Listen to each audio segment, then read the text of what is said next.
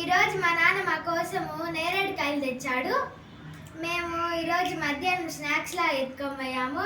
కాకపోతే నేను బ్రేక్ దాకా ఆగలేక బ్యాగ్లో పెట్టుకొని ఒక్కొక్కటి తినేసాను. మా టీచర్కి తెలియకుండా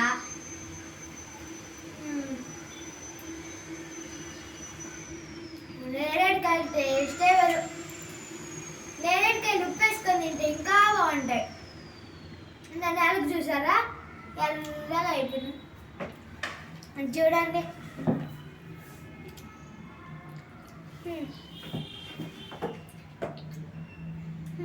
చాలా టేస్టీగా ఉంటాయి.